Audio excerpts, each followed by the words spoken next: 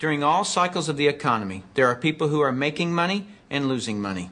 The makers are the ones in front of large trends. The losers disregard trends. How do you get in front of large trends? You study what creates them. Without any hesitation, in today's society, it's the baby boom generation that creates the largest trends. The baby boomers are a group of babies born between 1946 and 1964. There were 76 million of them born in the United States, a billion of them worldwide.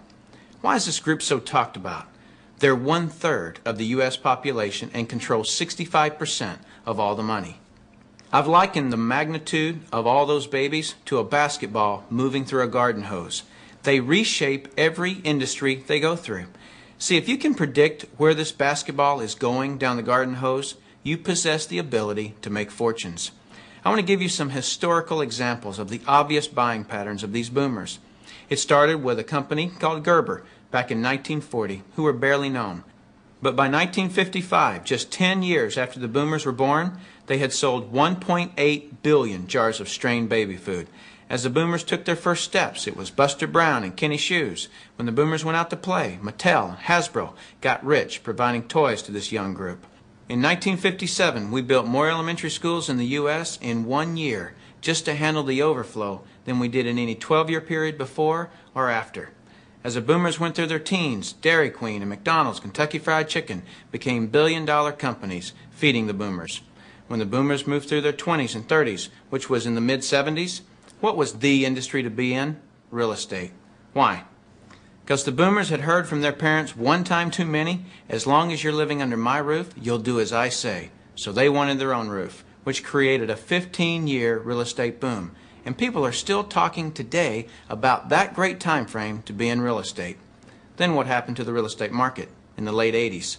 It began its decline. Why? The basketball had moved through the real estate industry. Another example of this is the U.S. stock market. I heard a stock market analyst speaking on the radio the other day saying that he just couldn't believe that the stock market had had a 15-year rise. Notice the number 15 years keeps coming up. Why?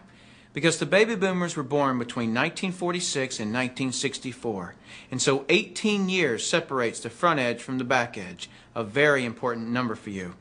If you look for trends on the front side of the basketball, you get the full 18 years for your products to be popular. That's the reason you study the nose of the basketball. So your business, no matter what your business is to be looking at what industries are expanding or which industries are about to expand. I don't care how long you've been doing something or how long you've been in school to learn something. Are you in front of trends or not? Don't have a loyalty to something just because you've been educated in it. So what are the next trends? Looking at the nose of the basketball right now, it's approaching 53 years old. As a matter of fact, every 8 seconds for the next some 15 years, somebody in this country turns 53. What are their concerns? What are their desires? What are their needs? Health, looking younger, education, retirement, security, and money.